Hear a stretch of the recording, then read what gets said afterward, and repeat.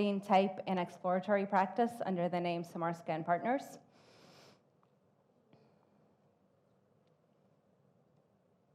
And this is a sampling showing the range of our work in lettering, in self-initiated, and commissioned typefaces.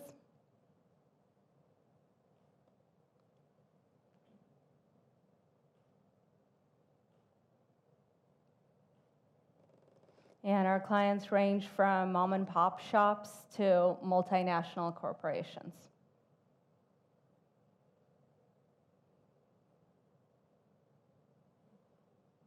And the type we work on encompasses Latin, Greek, and Cyrillic scripts, with obviously quite a range of styles and experimentations. This is the list of typefaces we've contributed to over the past 10 or so years, and some of their designs. In addition, I teach visual communications, typography, and type design at the graduate and undergraduate level, and I write about issues related to typography and education. And for this presentation, I thought I'd just do a little travel show, little slideshow of some travel pictures. So we're going to go into full-on snapshot nostalgia, which for the last talk of the day seems like that'd be an okay break.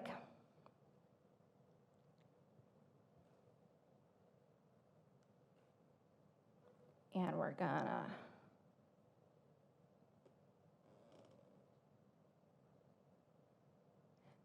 as a type designer, I keep my computer in grayscale, and I don't notice half the time. So now we'll get color snapshots going. So like many type designers, I tend to hunt for lettering samples out in the wild as a source to learn from and to be inspired by. And as someone that draws type for a large set of regions, what I'm interested in these explorations is to learn just what the actual range of possibilities are and to continually try to understand how someone with a different background and different views sees the same script that I'm working with.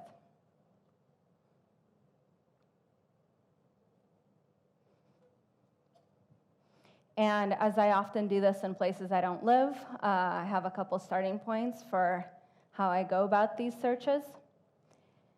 If I'm wondering about the most agreed on shapes and proportions for a script, I'll often look to highway signage.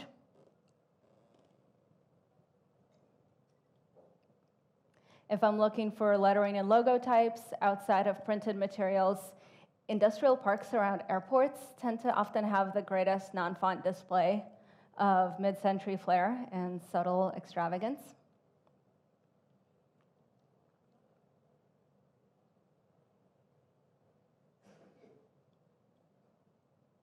But if I really want to understand the range and the bones of a script, there's nothing that's a better teacher than hand-lettered, simple transactional signage in rural and remote areas.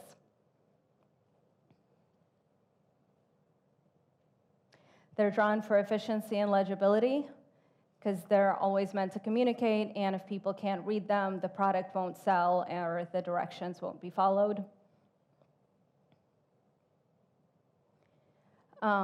They're not fronting or trying to show off unnecessarily. They're not clustered, so they're not competing with the signs next door of other competing businesses.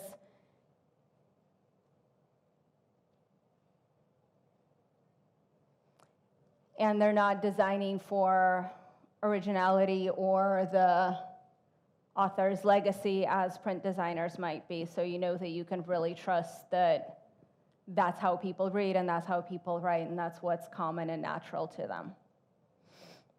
And their strokes are intentional. Due to the scale of these signs, there's a slowness in how they're lettered, so there's consideration to each mark.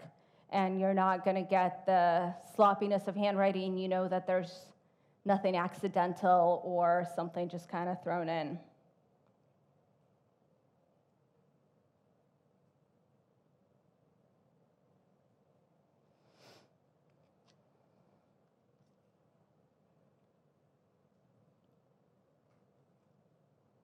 understand some of these pictures. Oh. Okay. So what I'm seeing with typography is we're living through a pretty interesting time in history right now. As part of the economic system and the way that our current society is structured, there's a built-in snowballing effect towards monoculture. It's happened with land use. It's happened with food to a point where we went from hundreds of types of corn to a handful, or down to one type of single clone banana that we now consume around the world. I'll save the conversation about what's happening with the birds and the bees for another time. Languages are currently disappearing at a rate of one dying every 2 weeks. And recently, as an offshoot of our digital capabilities, I'm seeing the same thing happening with typography. And it's kind of a weird contradiction, because even as we're in a moment where we have more fonts than ever, more type designers, more range, the dominant culture steamrolls towards a certain sameness. And we're seeing the effects of this in corporations rebranding themselves to nearly identical sans serif logos, or the proliferation of nearly identical global typefaces that gravitate to sameize and Latinize towards one universal global script.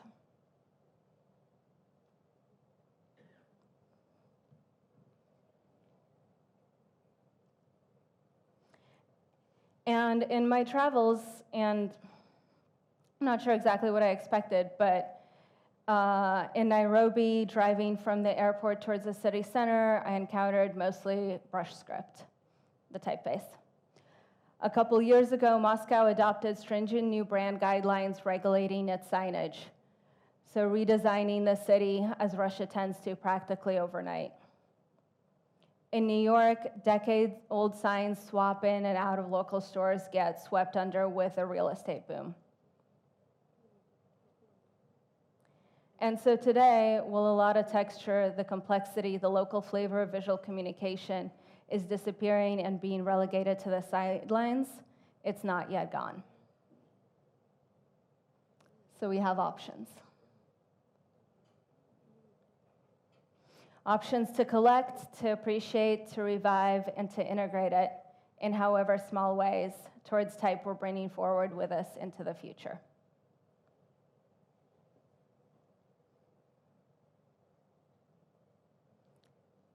So here are a couple of specific examples of what I'm noticing in Cyrillic and what I'm talking about. This is the Cyrillic Letter D. For this slide, I tried to pick established fonts with very different vibes and associations in Western use. So here's the letter D in Helvetica, in Futura, in Verdana, in DIN, in San Francisco, and in Comic Sans. So here's that structure spotted out in the wild. And here it is again. But here's a perfectly legible minimalist version without descenders, coming up in different contexts. Here's a meticulously rendered triangular version with its little bonnet cap and sharp angles, and a more casual triangle top shape. And here, the single stroke stacked shape, which is common enough to come up in different locations by different hands again and again. And so all of these skeletons could be options to incorporate into a simple sans style. But the forces of timidity and mimicry build a groove that just after one version tends to deepen over time. Here's the Cyrillic letter T. On the left is the Latin T. In the center, the current Cyrillic T, with a couple different versions for the lowercase that get used depending on style. And on the right is the outdated T form, which the three-stem shape, which is how the seemingly disjointed M shape came to be. And so the basic shape of the T is seen as similar enough to either the Latin uppercase T or the Latin lowercase m that many fonts just duplicate that glyph in and off they ship. And its historical bifurcation and the reason for those shapes tends to get relegated to archives or story time and is not considered in the continuity of contemporary design. But what I noticed when driving around, glancing at how people readily communicate, many of the written out Ts still have the remnants of the extra strokes on the sides.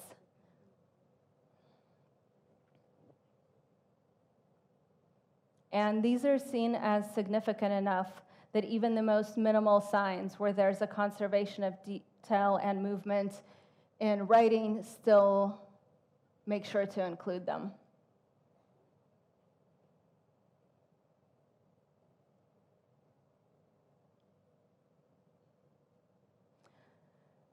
This is the Cyrillic Letter E, which I kept noticing come up out as this space-saving ligature mark.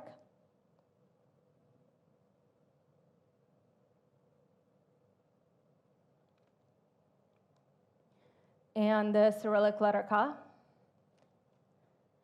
And here the conversation on it being different in Cyrillic than Latin has been repeated enough that most foundries now know to kind of slightly pause and do a different variation.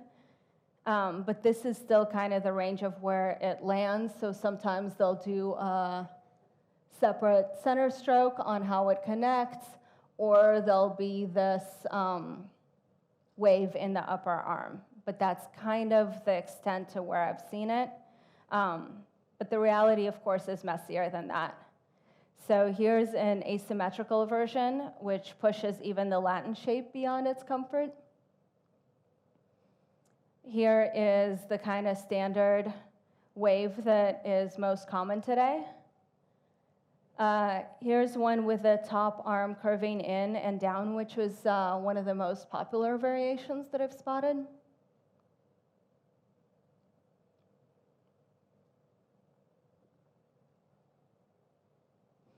And this one with both arms curving inward like a bow caliper shape.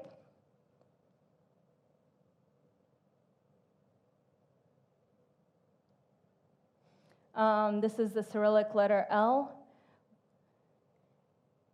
And I wanted to include this image as a rebuttal to people saying that the triangle-shaped L's are too troublesome to space, so everyone kind of tends to go to the flat top design, but I find the rhythm of this lettering to be really well spaced and downright soothing.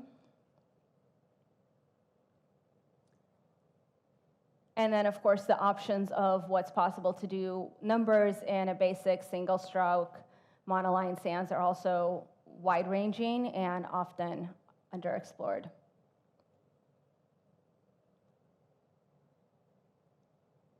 And what these simple homemade signs showcase to me is that some of the most interesting play doesn't require extravagance, weight extremes, or to be contained within top-shelf exclusive decorative faces.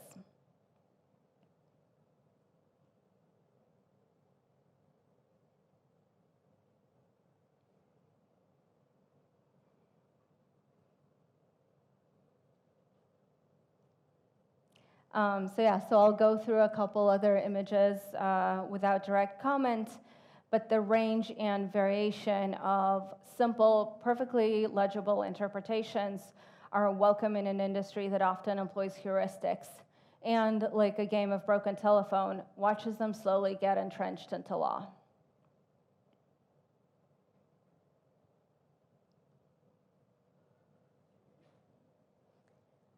A lot of historically authoritative takes, especially for Cyrillic, have come via complicated channels, themselves not always deserving of their authority.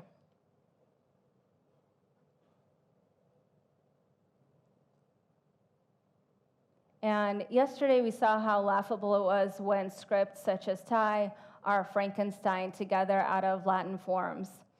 And today's Cyrillic is kind of an example of an advanced stage of that once it gets normalized. So most of the photos here are taken in southeastern Kazakhstan and Kyrgyzstan. Some obviously from elsewhere. And the Cyrillic script that I work on, it covers 82 some languages, of which most people and most don't get representation at platforms such as these. And most of those speakers and nations have a tumultuous history of being at odds, of being conquered, of having their changes mandated top down and overnight.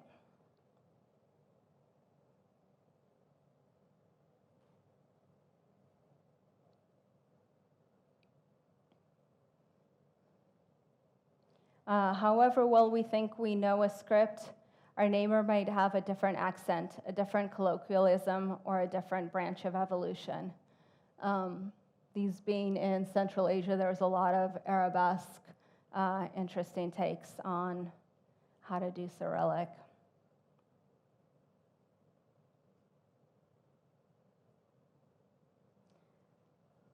So yeah, I just want to advocate for the importance of primary research, of considering who you're listening to, and of training your eye and trusting what you see and defending the variance of existing forms. And to me, there's a beauty in designing type less like an author and more like a dictionary editor, and intentionally folding in new variations and a full range of possibilities to then give designers and writers something to play with and later enjoy.